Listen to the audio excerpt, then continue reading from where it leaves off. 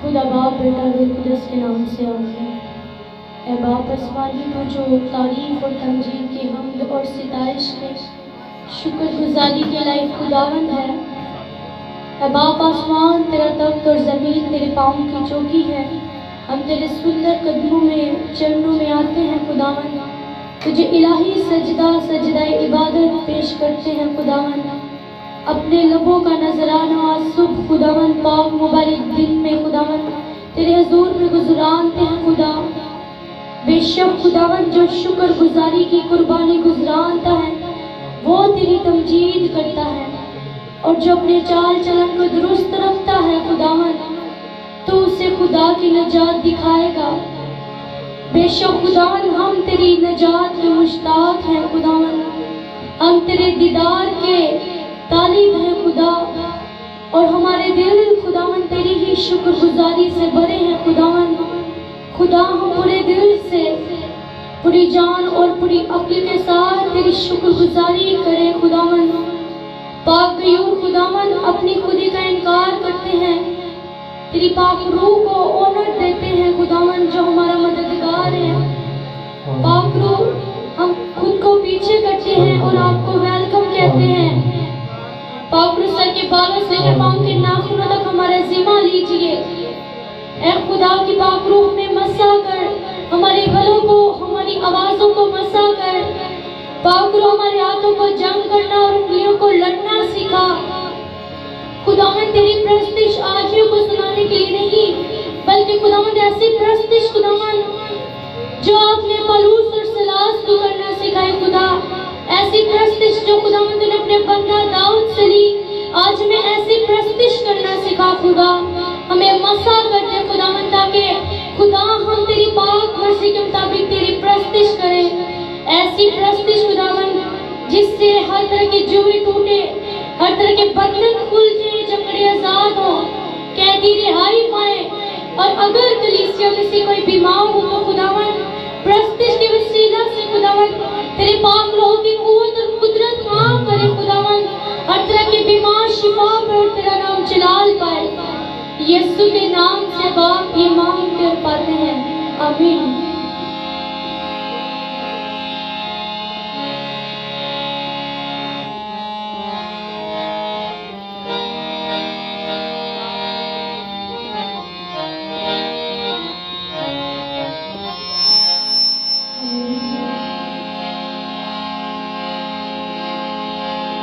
मेरी सांसों में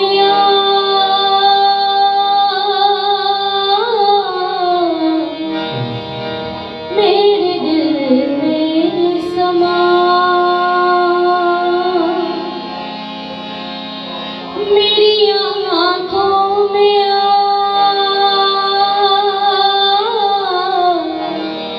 मेरी बन जा जुबान। हर रस्ते पे तू साथ चलना मेरे, ओ हर रस्ते पे तू साथ चलना मेरे, बन के खुशबू जिस्म से महकना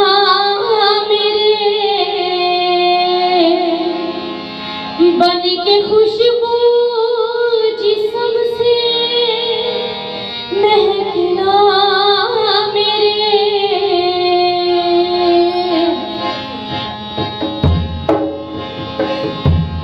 ऐ पाक रूह, ऐ पाक रूह, ऐ पाक रूह, ऐ पाक रूह।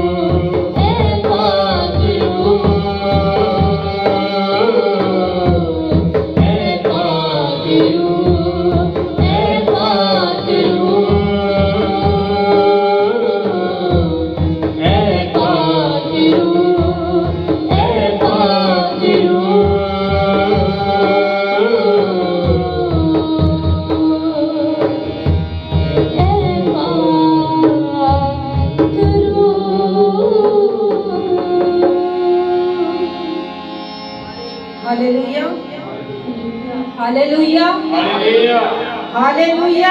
हालेलुया। अब हमारा एनर्जी का जो लेवल है वो हाई होना चाहिए, ना कि लो। जितना ज्यादा हम जोश के साथ दुआ को करेंगे, इबादत करेंगे, उतना ही ज्यादा जो गर्मी सर्दी की जो शिद्दत है वो कम होगी और पाकरुल कदस की जो आग है उससे हम गर्म होंगे। हालेलुया। तो इसी तरह से आगे हम प्रस्तिश में बढ़ेंगे।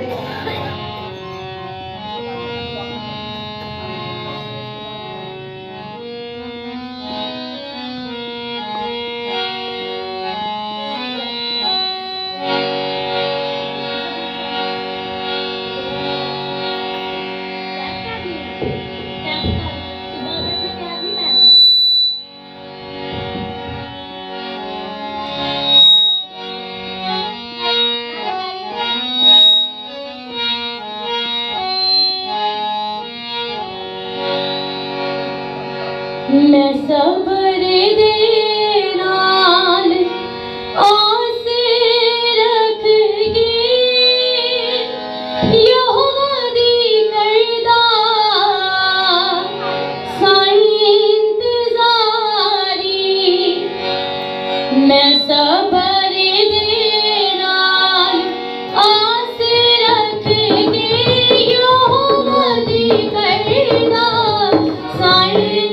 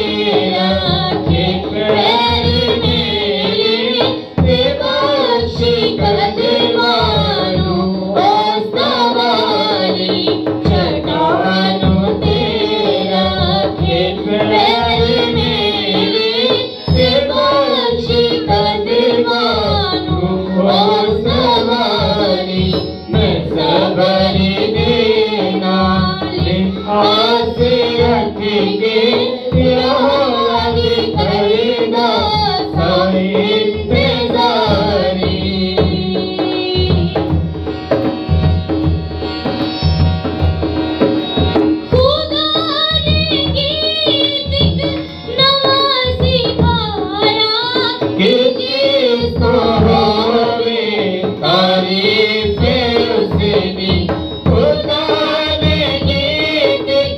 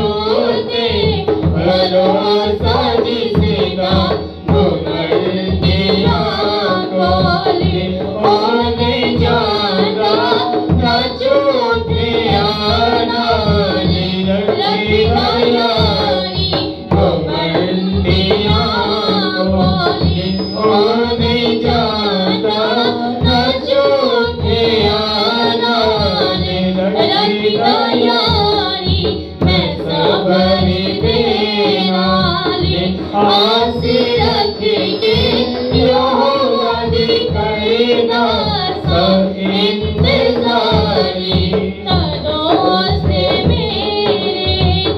मेरे सिखा के सुनी मेरी सारी आहुजारी दोस्त मेरे सिखा के सुनी मेरी सारी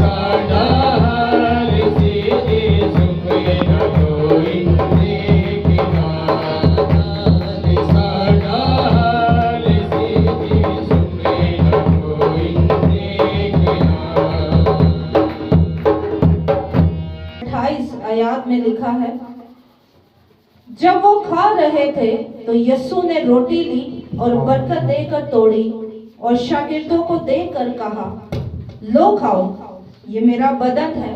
फिर प्याला लेकर शुक्र किया और उनको देकर कहा, तुम सब इसमें से पियो, क्योंकि ये मेरा वो अहद का खून है जो बतेरों के लिए गुनाहों की माफी के वास्ते बहाया जाता है। आमीन। मेरे अजीजों, हम किसी की बात भी बर्दाश्त नहीं करते, ऐसे ही है।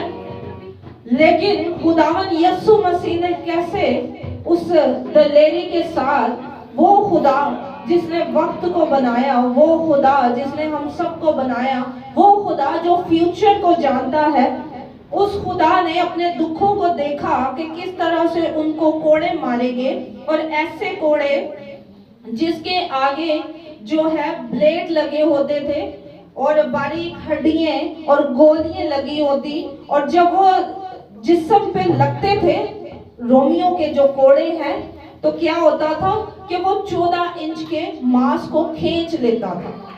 उस खुदा ने कैसे दलेरी से कहा, ये मेरा बदन है, इसको खाओ, और ये मेरा लहू है जो तुम्हारे गुनाहों के कफारे के लिए बहाया जाएगा। कैसी दलेरी थी उस खुदा में। मेरे अजीजों, मैं फिर से इस बात को बताते हुए खुशी भी महसूस हो रही है, फख्र यीशु की जात पे हो रहा है कि आज हमारे लिए बहुत बड़ी ईद है। कैसे कि आज खुदावन यीशु मसीह ने अपनी मौत से हमें निकाल के अपनी जिंदगी में दाखिल किया। हालेलुया। तो जैसे हमारे लिए क्रिसमस बहुत बड़ी सेलिब्रेशन है कि वो अपनी जिंदगी वो बेअबरा दुनिया में आया था और पैदा हुआ था, इसी तरह से हमें इस ईद को भी मनाना है। हालेलुया।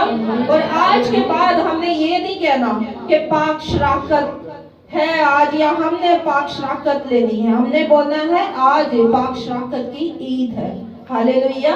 जैसे यहूदी लोग ईद फसह को मनाते थे। हालेलुया। इसी तरह से हम खुदा के नाम को इज्जत और जलाल देंगे और उसकी प्रस्तिश करेंगे। हालेलुया। हालेलुया।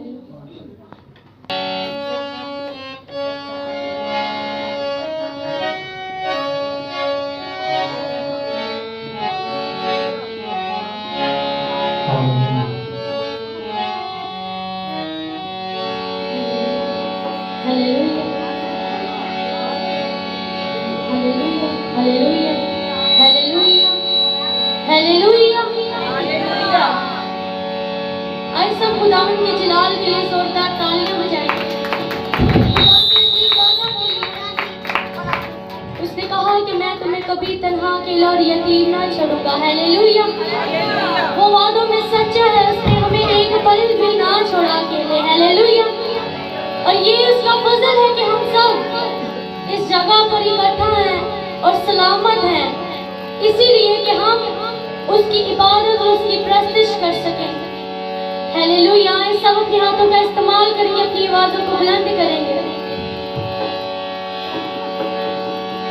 जो कर देने बंदगी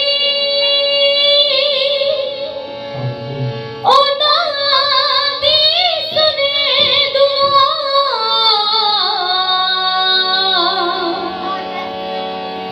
जो कर देने बंदगी ओ नादी सुने दुआ, मैं नहीं कल्ला मेरे नाल है खुदा। हालेलुया। सब सब ईमान रखते हैं कि आप कभी अकेले और तन्हा नहीं छोड़ेंगे। अगर आप इस बात पे ईमान रखते हैं तो हम सब मिलकर इस गीत को गाएंगे, क्योंकि ये एक गवाही भी है कि हाँ, मेरे खुदा ने कभी मुझे अकेला और कभी तन्हा नहीं छोड़ा। हालेलुया। आइए मेरे साथ मिलकर गाएंगे। जो कर देने बंदगी ओ नादी सुने दुआ, जो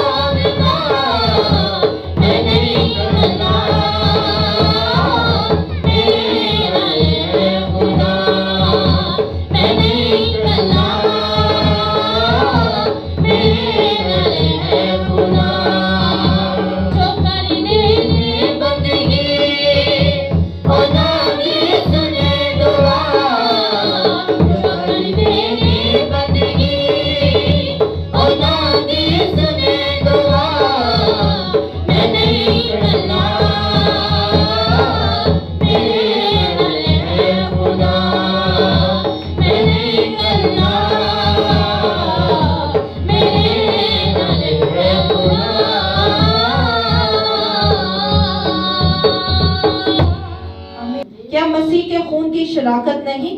वो रोटी जिसे हम तोड़ते हैं क्या मसीह के बदन की शराकत नहीं? चूंकि रोटी एक है इसलिए हम जो बहुत से हैं एक बदन है, क्योंकि हम सब उसी एक रोटी में शरीक होते हैं। मेरे अजीजों, शैतान जो है एक कलीसिया को तोड़ने के लिए एक शख्स में 2000 डीमंस समा सकते हैं।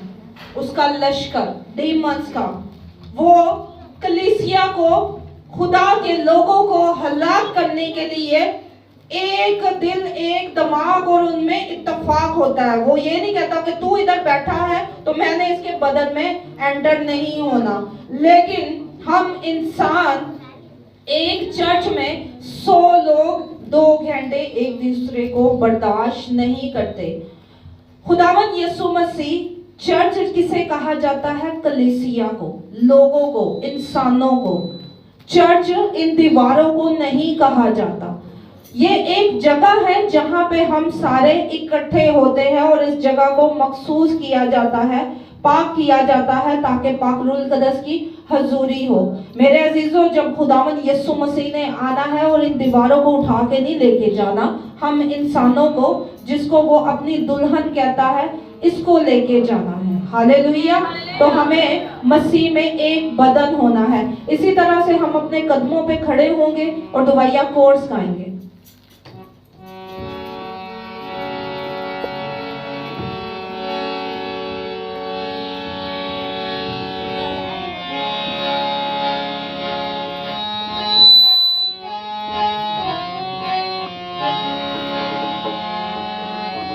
बड़ी संजीदगी से अपने हाथों को आसमान की तरफ उठाए, दुआ करें, अपने आप कि गुनाहों पे शर्मिंदा हो, गलतियों पे खुदा से माफी मांगे ताकि इस पाक मेज में हाथ डाल सके।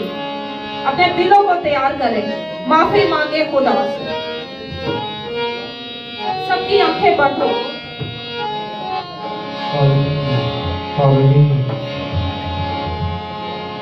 आता हूँ तेरे हुजूर, देखता तेरा जलाल, साए में तेरे कदम, बस यही आता ख्याल। यीशु पाक है, तू पाक है, सजदों पे सजदे करूं। यीशु पाक है, पाक है, सजदों पे सजदे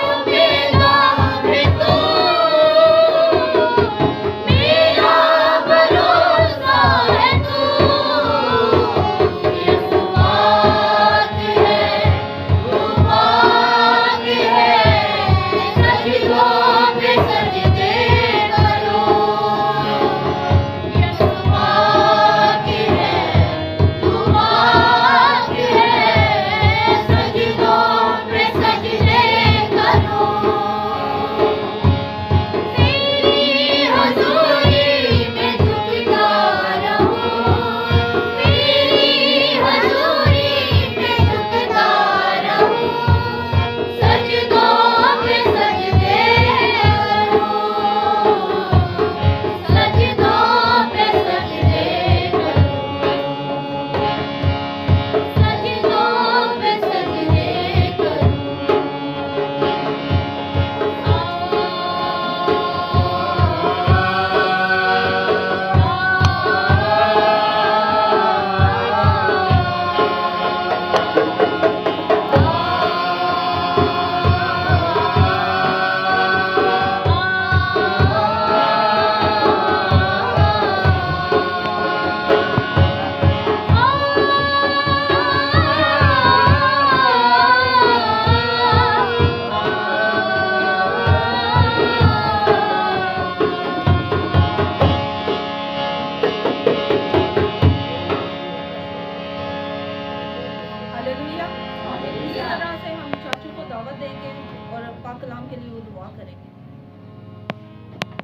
कदूस कादर मुतलक आसमानी बाप, ज़मीन और आसमान के खुदावन, हम तेरा शुक्र करते हैं, तेरी तारीफ तेरी तमजीद करते हैं तेरे खुदावन। हम तेरे पाक तख्त के सामने गिर कर तुझे सजदा करते हैं, अपनी इल्तिजाएं मुनजाते तेरे खुदावन तेरे हजूर पेश करते हैं। ऐ जलाल के बादशाह, तू हमारी इल्तिजाओं मुनजातों को सुन और कबूल कर मेरे खुदा। तू वादों का सच्चा और जिंदा खुदा है। आप इस वक्त यहाँ मौजूद है मेरे खुदा। अब आप मैं तेरा लाख लाख शुक्र करता हूँ, खास दुआ करता हूँ आपसे खुदा कलाम के लिए जो तेरा बंदा बयान करने को है मेरे खुदावन। आज का कलाम तेरे खुदावन हमारी जिंदगियों को बदल दे, हमारे ख्यालों को बदल दे, हमारी सोचों को बदल दे। आज का कलाम 100 का 100 गुना फल लाए और तेरा पाक नाम इज्जत और जलाल पाए। ये सब कुछ मांगता हूँ आपके बेटे हमारे खुदावन यीशु मसीह के वसीला से, आमीन। हम जोरदार तालियों में खुदा के कलाम को और खुदा के खादम को दावत देंगे।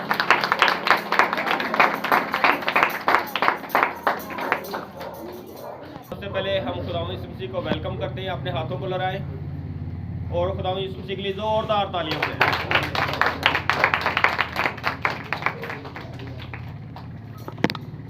मैं शुक्रगुजार हूँ कि आप इतनी सर्दी के अंदर खुदा के कलाम को सुनने के लिए खुदा के घर में आए हैं। खुदा आप सबको बड़ी बरकत दे और अपने जलाल को इस्तेमाल करे। भाई जेम्स का, भाई पास्टर रफीक चन्ना सामने आ जाए, इधर सर आ जाए, और भाई रोशन का भी और सारी कलीसिया का शुक्रगुजार हूँ कि आप इतनी सर्दी में यहाँ पर पहुँचे हैं। और खुदा के पाक कलाम में लिखा है कि जहाँ 2 या 3 मेरे नाम पर जमा होंगे मैं वहाँ पर क्या हूँ, मौजूद हूँ। तो खुदा इस जगह पर खुदा मौजूद है। खुदा आप सबको बड़ी बरकत दे और जहाँ जहाँ भी इबादत हो रही है खुदा वहाँ पर भी मौजूद है। खुदा एक जगह पर नहीं है, जिस्म के अंदर तो एक जगह पर था लेकिन रूहानी तौर पर हर जगह पर मौजूद है। तो खुदा आपको सबको बड़ी बरकत दे। आए हम खुदा के पाक कलाम में से मत्ती रसूल की इंजील उसका 26 बाब और उसकी हम 26 ही ऐसे तलावत करेंगे। और आज क्योंकि फसा की ईद या शायरबानी की ईद है तो हम इसी टॉपिक के ऊपर ही हम बात करेंगे। और आज खुदा आपसे भेद की बात आपको समझाना चाहता है और हम किस तरह से इसको मनाते हैं। तो खुदा के पाक कलाम में यूँ लिखा है, जब वो खा रहे थे तो यीशु ने रोटी ली और बरकत देकर तोड़ी और शिगिर्दों को देकर कहा, लो खाओ, ये मेरा बदन है। फिर प्याला लेकर शुक्र किया और उनको देकर कहा, तुम सब इसमें से पियो, क्योंकि ये मेरा वो अहद का खून है जो बथेरों के लिए गुनाहों की मुआफ़ी के वास्ते बहाया जाता है। मैं तुमसे कहता हूँ कि अंगूर का ये शीरा फिर कभी ना पीऊँगा, उस दिन तक के तुम्हारे साथ अपने बाप की बादशाही में ना पीऊँ। खुदा के कलाम के पढ़े सुने जाए खुदा की खास बरकत हो, आमीन। बराए मेहरबानी तशरीफ रखें।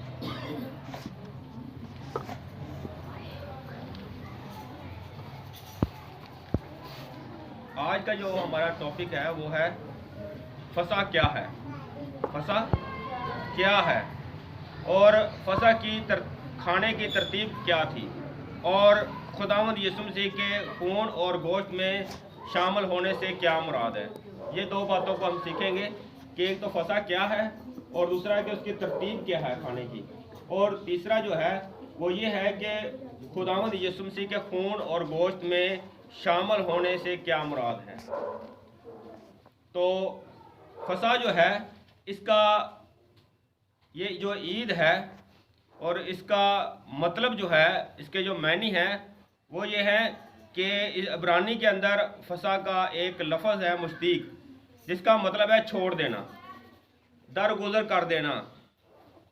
तो यानी कि जब खुदावंद यानी कि खुदा ने फसा के लिए कहा तो इसका क्या मतलब है, क्योंकि खुदावंद यीशु मसीह ने खुदा ने कहा था कि जब तुम ये ईद मनाओ तो तुम्हारे बेटे या बेटियां या पोते या पोतियां आपसे पूछे कि इसका क्या मतलब है, तो उनको बताना कि खुदावंद अपने ज़ोरे बाजू से हमें मिस्र की गुलामी से हमें निकाल लाया था।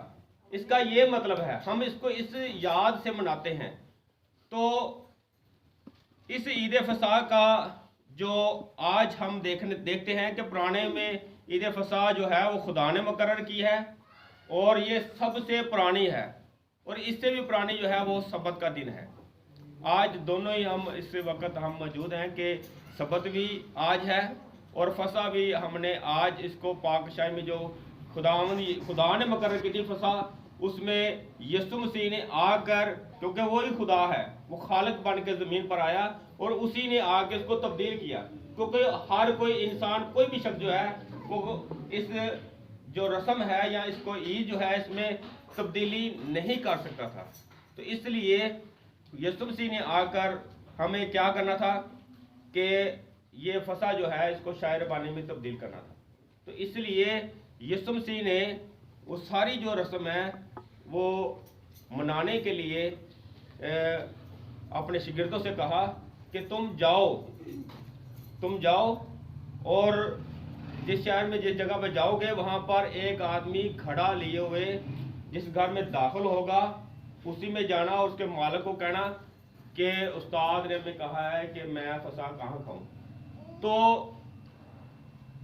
इससे पहले अगर 26 बाब के थोड़ी सी पिछली आयतों में देखें तो यहूदा अक्सर युद्ध जो है वो पकड़वाने के लिए प्लान कर रहा था। वो यहूदियों के पास गया और कहा कि मैं आपको यीशु मसीह को पकड़वाऊंगा बगैर हंगामे के साथ मैं यीशु मसीह को पकड़वाऊंगा। तो इसलिए यहूदा अक्सर युद्ध उस जगह का अंदाज़ा नहीं लगा सका कि अगर जहाँ पर यीशु मसीह ने फसा खानी है, और यीशु मसीह ने निशानी बताई है, क्योंकि औरतें अक्सर घड़ा पानी का लेकर उस वक़्त पानी भरती थी। लेकिन यीशु मसीह ने क्या कहा है कि जिस यानी कि तो उस जगह पर जाओगे तो वहाँ पर एक आदमी जो है, एक शख्स जो है वो घड़ा लिए हुए जिस घर में दाखिल होगा उसमें जाना। तो उनको इतनी मुश्किल नहीं हुई कि किसी को देखते रहे, वो आदमी के पीछे गए, वो घड़ा उठाया था उसके पीछे चले गए और मालिक को जाके कहा, तो मालिक ने कहा कि ये बड़ा बाला खाना है, बड़ा यह रास्ता क्यों है और यहाँ पर आप फसा कर सकते हैं। तो दो शख्स गए हैं, एक पतरस गया है, एक यूहन्ना गया है, और कहते हैं कि उस वक्त इतना रश होता था फसा मनाने के लिए कि हैकल में ज़्यादा लोग नहीं जा सकते थे, सिर्फ घर के 2 लोग ही जाते थे और सारा दिन उनको लग जाता था फसा कर की कुर्बानी को मनाने के लिए, क्योंकि बरा लेना होता था और उसको ज़िबा करना होता था, उसको आग पर भूनना होता था, उसका खून को लेना होता था, और इस तरह से वो सारी जो है साग पात है और जड़ी बूटियाँ हैं और मेह है, ये सारा कुछ उन्होंने खाना जो तैयार करना है उसको सारा दिन लग जाता था। इसलिए खुदा यीशु मसीह ने उनको सुबह से ही भेज दिया कि जाकर उसकी तैयारी करो। तो खुदा के पाक कलाम में हम इसको तरतीब के साथ देखेंगे कि इसकी तरतीब कैसे है। खरूज की किताब उसका 12वां बाब और उसकी 8वीं आयत से देखेंगे कि वहाँ पर लिखा है कि और उसी के गोश्त को उसी रात भूनकर बेखमीरी रोटी और साग पात के साथ खा लें। तो यहाँ पर 3 एलिमेंट हैं जो यहूदी उस वक़्त खुदा ने जो कहा था। खुदा ने कौन सी चीज़ें कहा था कि एक बरे का गोश्त होना चाहिए और बेखमीरी रोटी होनी चाहिए और कड़वे साग पात होने चाहिए। कड़वा साग पात उस वक्त कहते हैं मिस्र में एक उगने वाली एक बूटी थी जिसका नाम था कासनी। बूटी है, कड़वी बूटी है, उसका नाम है कासनी, और दूसरी है ककरोना। ये 2 बूटियां हैं जो मिस्र में ज़्यादा उगती थी और ये कड़वी होती थी, लेकिन इनका कड़वा मज़ा जो है ये इस तरह से था कि वो जितना भी साग है या उसमें वो मिलाकर पकाते थे तो इतना कड़वा होता था कि वो जल्दी जल्दी खाना होता था। तो इसलिए खुदा ने इस बात को कहा कि कड़वे साग पात के साथ खाना, क्योंकि ये आपको मिस्र में जो दुख आपने सहे हैं उसको याद दिलाएगा। क्या करेगा? उसको याद दिलाएगा। और बेखमीरी रोटी का क्या मतलब है कि खमीरी रोटी जो होती है आज भी मिलती है, वो फूली होती है नान की तरह, लेकिन बेखमीरी रोटी होती है जो हम घर में हम पकाते हैं। तो इसलिए लिखा है कि वो बेखमीरी, इसलिए वो जल्दी जल्दी रोटी को यानी कि आटे में खमीर नहीं मिला सकते थे, तो इसलिए उन्होंने कहा क्या किया कि बेखमीरी रोटी बनाई और जल्दी जल्दी वो साग पात के साथ खाया। और जो बर्रा है वो रात को ही खुदा ने मूसा से कहा था कि इसको ज़िबा करना और इसका खून जो है वो दरवाजे की चौखट के ऊपर और दोनों बाजुओं पर लगा देना। और खुदा का फरिश्ता जब आएगा तो मिस्र के सारे पलोठों को क्या करेगा, मार देगा। अब क्या हुआ है कि इसी तरह यानी कि जिस तरह मूसा ने कहा था उसी तरह सारे इस्राएलियों ने वैसा ही किया, बरे को ज़िबा किया, उसका खून जो है उसको चौखट के ऊपर और दोनों बाजू के ऊपर लगा दिया। मेरे अजीजों, यहाँ पर जो हमने फसा का मतलब यानी कि देखा है कि छोड़ देना, दरगुजर कर देना, तो इसका क्या मतलब है कि जिधर जिधर खून लगा हुआ था खुदा का फरिश्ता उसको छोड़ता गया और इसराइलियों के घरानों के अंदर पलोठों को मार दिया। अब यहाँ पर लिखा है खुदा के पाक कलाम में कि फराऊन आधी रात को तख्त पर बैठा हुआ था और फराऊन का भी पलोठा मर गया। उसके जो कैदी थे, कैदियों के अंदर यानी कि कैद में कैदी थे और कैद खाना के अंदर थे, उनके भी पलोठों को मर गए और नौकरों चाकरों के भी पलोठे मर गए, चपाओं के भी पलोठे मर गए। और सारी यानी कि मिस्र के अंदर जो है कोई घर ऐसा नहीं था कि जिसमें कोई मातम ना हुआ, क्योंकि हर घर के अंदर एक ना एक पलोठा ज़रूर शामिल था। तो सारे जब मरने शुरू हो गए और ऐसा कराह मचा, ऐसा शोर मच गया कि सारे जो मिस्री हैं वो रो रहे हैं और उन्होंने ये समझा कि शायद हम भी मर जाएंगे। उन्होंने जाके बादशाह से कहा कि इनको जल्दी जल्दी जो है इनको बाहर निकाल दो, वरना हम सब मारे जाएंगे।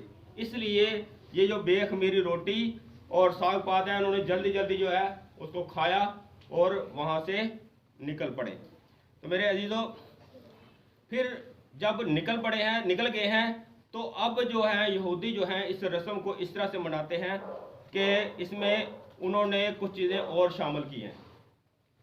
इसमें 4 प्याले के बजाय एक 5वां प्याला भी उन्होंने शामिल किया है। अब आते हैं इस टॉपिक के ऊपर कि पुराने अहदनामा में फसा यहूदी किस तरह से मनाते थे। ये जो पहला प्याला है ये है बरकत का प्याला, ये है ब्लेसिंग का प्याला। ये आपके सामने ये अंगूरों का शीरा इसके अंदर है और ये उसको लेते थे और जब ये पीते थे तो क्या करते थे कि घर में से वो खमीर को निकालते थे, अपने आप को पाक करते थे, तभी ब्लेसिंग मिल सकती है। आज हमें भी ये चाहिए कि हम अपने अपने दिल से, अपने बुरे ख्यालों को, अपने दिल से बुरी चीज़ों को निकालना है, तब ही इस प्याले में हम शरीक होंगे कि हम इसको पिएंगे तो हमें बरकत मिलेगी। और इस तशना की किताब में भी लिखा हुआ है कि इसके साथ जो है वो क्या करते थे कि ब्लेसिंग लेने के लिए दयायकी और में और जितनी फसल है उसमें से दयायकी की 10वां हिस्सा जो है खुदा को हजूर पेश करते थे। और ये वाला ब्लेसिंग जो बरकत का प्याला है, इसको पीने का यही मतलब था कि हमने अपने आप को पाक करना है। और जब ये वाला प्याला लेते थे तो यीशु मसीह ने जब ये वाला प्याला शुक्र करके दिया कि मैं अब से अंगूर का शीरा ये दोबारा मेरी आरज़ू से कि मैं आपके साथ पीऊँ, लेकिन जब तक बादशाह में ना आऊँ हरगिज़ ना पीऊँगा। तो उसके बाद क्या करते थे, उसके बाद वो जाते थे बाहर खाना खाते वक्त ये वाला प्याला पीकर और बाहर जाते थे और अपने हाथों को धोते थे। और जब हाथ धोने के लिए गए हैं तो वहाँ पर आपस में बहस कर रहे हैं। मैं अभी आपको उसके बाद ये पाकशाह की शराकत में शामिल हुआ है कि यीशु मसीह ने उनके पाँव धोए हैं। तो मैं उससे पहले कहता हूँ कि ये यहूदी जो हैं वो अपने हाथ सिर्फ धोते थे, हाथ धोकर फिर आकर क्या करते थे, प्रस्तश करते थे। प्रस्तश वाला प्याला उसके साथ है, तो वो प्याला वो जब पीते थे तो उसके बाद वो शुक्रगुजारी करते थे, उन आयतों को याद करते थे कि जो खुदा ने उनके साथ यानी कि मौजूदात किए थे, उन बातों को याद करते हैं कि खुदा ने हमारे साथ बहुत बड़े काम किए हैं और दरिया में से यानी समुद्र में से हमें निकाल कर ले आया है। इन बातों को याद करते थे और गीत गाते थे। और दूसरा प्याला जो है वो जजमेंट का प्याला है। ये वाला प्याला जो है ये फैसले का प्याला है, यानी कि जज करना होता था। तो इसको वो लेते थे, यहूदी लेते थे और इसमें से एक एक कतरा जो है वो ज़मीन पर गिराते थे और कहते थे कि दूसरे के नुकसान से हमें कोई फ़ायदा नहीं है। जैसे मिस्रियों के पलोठे मार गए तो हमें उससे कोई नुकसान या हमें उससे कोई फ़ायदा नहीं था, लेकिन ये खुदा की मर्ज़ी थी कि उनको मारा। आज भी अगर हम अपने दिलों को साफ नहीं करते, अपने आप को पाक नहीं करते, तो फिर खुदा जो है हमारे भी फैसले कर सकता है कि खुदा जिस तरह मिस्रियों को उसने हलाक किया, मारा है, तो ये ना समझे कि हमारे ज़िंदगी के दिन अब पूरे हो रहे हैं तो कोई बात नहीं, हम तौबा नहीं करेंगे। तौबा का क्या मतलब है? मरना ही है। हम अपने आप को मारेंगे नहीं, अपने अंदर से वो तौबा नहीं करेंगे, वो चीज़ों को छोड़ेंगे नहीं, तो फिर हमारी ज़िंदगी के अंदर भी ऐसा हो सकता है। तो ये वाला प्याला जो है ये फैसले का, जजमेंट का है। और मैंने एक दफ़ा पहले भी एक दो मैसेज में पढ़ा था, उसमें लिखा था खुदा जो है 3 तरह की अदालत करता है। सबसे पहले तो वो आपके ऊपर छोड़ता है कि अपने आप को परखो। अपने आप को परखना बहुत आसान है, लेकिन दूसरे को परखना बहुत मुश्किल होता है। फिर जब अपने आप को हम नहीं परखते तो दूसरा शख्स आपके ऊपर आगे उंगली उठाता है और कहता है कि आपने जो काम किया वो गलत किया है। फिर दूसरे आगे आपका फैसला करेंगे। और तीसरी जो है अदालत जो खुद खुदा लगाएगा, जो आखिरी अदालत है, जिसमें वो भेड़ों को और बकरियों को अलग अलग करेगा। और ये है जजमेंट। और जजमेंट जब प्याला आप पीते थे यहूदी, तो इसी बात को ही याद करते थे कि हमने अपने आप को पाक करना है, हाथ धोकर आए हैं और उसके बाद क्या किया है, गीत गाए हैं। और उसके बाद ये जजमेंट का प्याला जो है वो कहते हैं कि हमें दूसरों के नुकसान से हमें कोई फ़ायदा नहीं है, हम किसी का नुकसान नहीं चाहते। इसलिए तो यीशु मसीह ने कहा है ना कि दूसरों को अगर कोई गलती भी करता है तो उसको माफ़ करो, दुश्मन भी है तो उसको माफ़ करो। अगर कोई ऐसी बात होती है तो उसको हमने मोहब्बत के साथ पेश आना है। तो मेरे अजीज़ों, इसी तरह हम तीसरे प्याले की तरफ बढ़ते हैं। तो तीसरे प्याले के साथ जो है वो आखिरी प्याला जो है वो है नमकीन पानी का प्याला, जिसमें पानी और नमक मिलाया होता था। और ये तीसरा प्याला परसश का प्याला है। ये वाला जो प्याला है, ये वाला प्याला है, ये परसश का प्याला है। और इसके साथ जो है वो नमकीन पानी वाला प्याला है। तो ये जो प्याला है ये आंसुओं को जाहिर करता था। गुलामी के अंदर, मिस्र की गुलामी के अंदर जो आंसू बहाए गए, उनका रोना चलाना खुदा ने देखा। तो खुदा खुद जो है नीचे उतरा झाड़ी के अंदर और मूसा से कहा कि उस मिस्र में जाकर तो फराउन के सामने जो है उन मेरी कौम को बाहर निकाल कर लेके आएगा और मेरी वो इबादत करेंगे। ये आज हमने, यानी कि वो जो उस वक़्त फराउन उनको जाने नहीं देता था, आज हमें अबलीस हमें खुदा के घर में जाने नहीं देता। वो ऐसे ऐसे आपके जहन में ख्याल डालता है कि आज सर्दी है हमने नहीं जाना, आज बारिश हो गई हमने नहीं जाना, आज मेहमान आ गए हमने नहीं जाना, आज हमने शादी रखी है हमने नहीं जाना, आज यानी कि ऐसा हो गया वैसा हो गया। वो ऐसे ऐसे ख्याल डाल के वो हमें खुदा के घर में आने नहीं देता। और इसके बाद ऐसा भी करता था, फराउन कहता था कि बच्चे और औरतें जो हैं ये चले जाएं इबादत करने के लिए, मर्द कोई ना जाए। ऐसा भी करता था, फराउन कहता था, क्योंकि वो शैतान का किरदार अदा करता। आज भी बहुत सारे जो मर्द हैं वो क्या करते हैं, वो कहते हैं कि बच्चों को और अपने बीवियों को कहते हैं कि आप चले जाओ चर्च में इबादत करो, मेरे लिए भी दुआ कर देना और अपने भी कर लो। और जो मर्द हैं वो कहते हैं कि हमने काम पर जाना है। तो चाहे टीवी लगा के देख ले, चाहे और गाने सुन ले, या कहीं यहाँ भी टाइम ज़ाया कर ले, लेकिन काम पर जाना है तो फिर तो ठीक है। लेकिन उस वक़्त भी उसने कहा था कि इनको छोड़ दो, ये काम करेंगे। लेकिन मूसा ने क्या कहा था कि कोई भी ऐसा, हमने आपकी बात को नहीं मानना, मर्द भी जाएंगे, औरतें भी जाएंगी, बच्चे भी जाएंगे, बल्कि चुपाए भी हमारे साथ जाएंगे। क्योंकि इस वक्त उन्होंने वो भी फरौन ने कहा था कि चौपाई छोड़ दो, आप चले जाओ। तो मूसा ने कहा था कि हमने इसका खुर भी जो है, इसकी एक छोटी चीज़ भी है वो भी नहीं छोड़ेंगे, हमें ज़रूरत पड़ेगी कि खुदा के हजूर कुर्बानी चढ़ाने के लिए, तो ये तो इधर रह जाएगी। इसलिए उसने मूसा यानी कि फरौन की बात जो है मूसा ने नहीं मानी, उनका कहा कि ये भी सब जाएंगे। आज हम भी क्या करते हैं कि हमने रुपया पैसा जो है, हमने 10वां हिस्सा जो है वो खुदा के हजूर नहीं लेके आते। उस वक्त वो बैल वगैरह फरौन कह रहा था कि नहीं छोड़ दो, आज भी इब्लीस कहता है कि उसको छोड़ दो, वो खुदा के घर में जाने की जरूरत नहीं है। वो इसलिए कि आप बरकत ना पा जाए, आप कर्जे की लानतों से छुटकारा ना पा जाए, आप अपनी परेशानियों से रिहाई ना पा जाए, इसलिए खुदा के कामों में वो रुकावट ज़रूर डालता है। तो आज हम उसकी बात मानते हैं, हम अपनी मर्जी कर लेते हैं, तो इसलिए हमें अपनी मर्जी नहीं करनी। तो चौथा प्याला जो है वो निजात का प्याला है।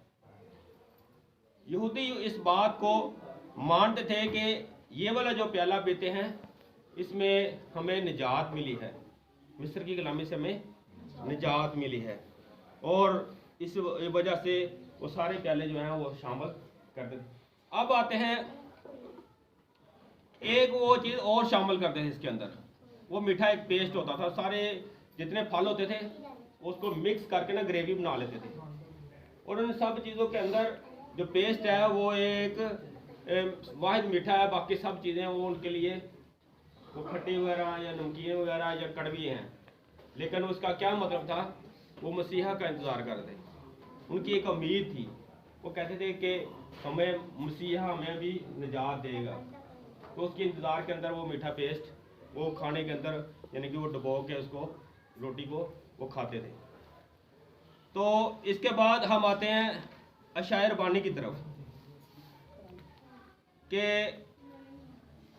खुदावंद यीशु मसीह के खून और गोश्त में शामिल होने से क्या मुराद है। तो इसका हवाला जो है वो लूका रसूल के इंजील उसका 22 बाब उसकी 14वीं आयत में लिखा हुआ है, और ये प्याला पहला प्याला है।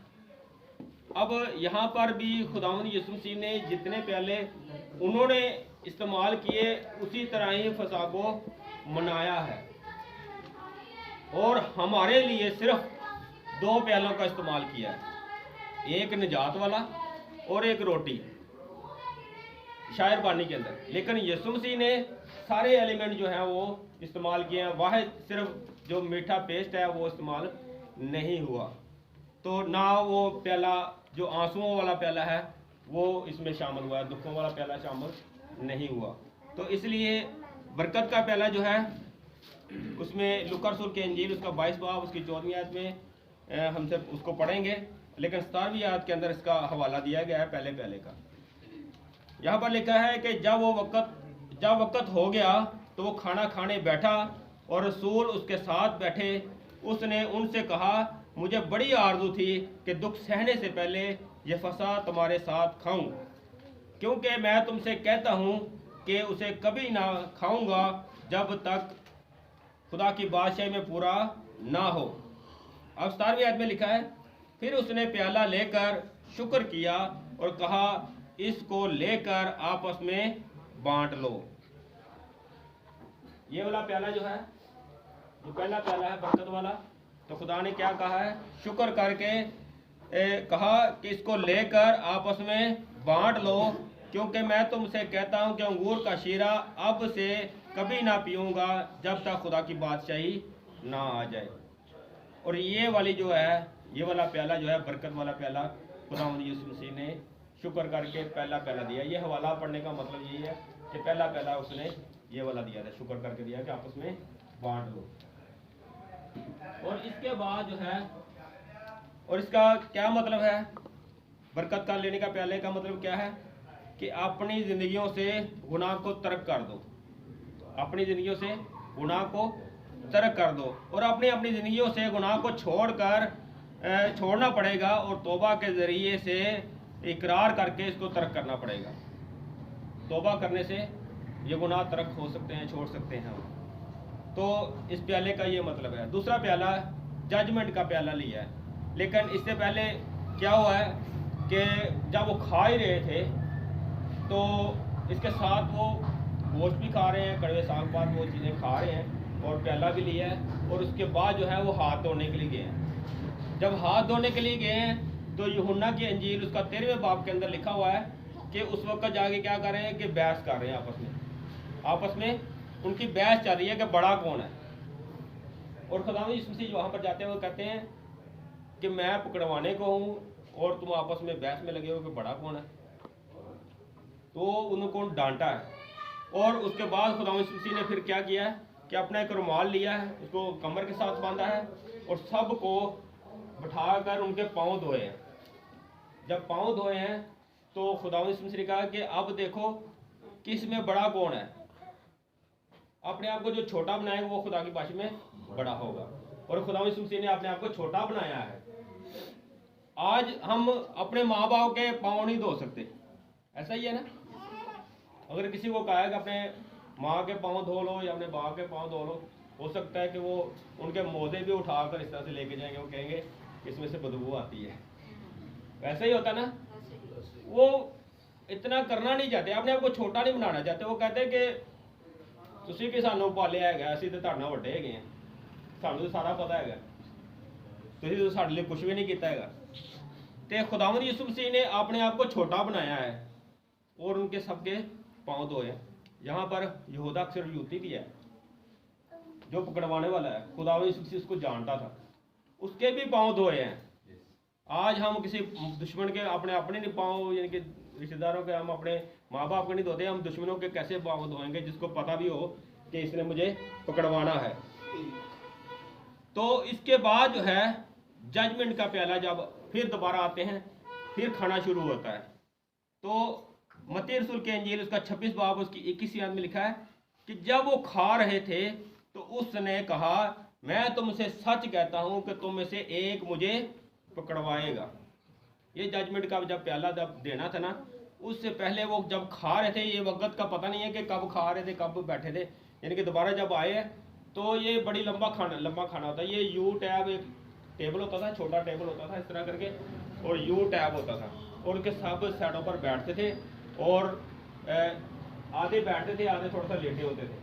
क्योंकि ये लंबा खाना होता था इसलिए वो इस तरह से हम नहीं, जिस तरह हम बैठे हुए हैं वो थोड़ा सा ना बैठ के और लेट के यानी कि वो खाने को खाते थे। तो लिखा है कि जब वो खा रहे थे तो उसमें उसने कहा कि मैं तुमसे सच कहता हूँ कि तुम में से मुझे एक पकड़वाएगा। वो बहुत ही दिलगीर होकर और हर एक, जितने भी शिगिर थे 12 शिगिर थे, हर एक जो है उससे कहने लगा खुदावंद क्या मैं हूँ। सब कह रहे हैं कि खुदावंद मैं हूँ।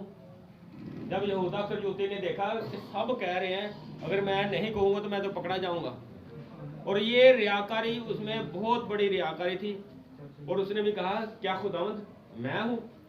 तो खुदावंद ने उसको उसी को कहा कि तूने खुद कह दिया। खुदावंद ने यीशु मसीह ने क्या कहा, तूने खुद कह दिया। सबको नहीं कहा कि तूने खुद कहा है। उनको यकीन नहीं आ रहा था कि मैं हूँ। क्यों? खुदावंद यीशु मसीह खुद कह रहे हैं, अपने मुंह से कह रहे हैं कि एक मुझे तुम में से एक पकड़वाएगा। तो इसलिए सब ने सोचा कि हो सकता है कि मैं ही हो सकना हुआ, कि हो सकता है कि मैं ही ना हुआ। इसलिए यीशु मसीह से सब पूछ रहे हैं क्या मैं हूँ। तो यीशु मसीह ने किसी की तरफ इशारा नहीं किया। जब यहूदा इस्करियोती ने कहा तो यीशु मसीह ने कहा कि तूने खुद कह दिया। अब पतरस और यूहन्ना जो है वो यीशु मसीह के करीब बैठे हुए हैं। बाकी शिगिर्द जो है साइडों पर बैठे हुए हैं, लेकिन यीशु मसीह के करीब जो है वो यूहन्ना और पतरस बैठे हुए हैं। इन दोनों को बातों का पता था। और यहूदा इस्करियोती इस साइड पर दाईं तरफ बैठा हुआ है, बाईं तरफ बैठा हुआ है। तो पतरस ने कहा कि खुदावंद हमें बता दे कि तू किसकी बाबत कहता है। तो यीशु मसीह ने एक बात कही कि जिसने मेरे साथ बाग में हाथ डाला है वही है, वो मेरे साथ खाना खाता है।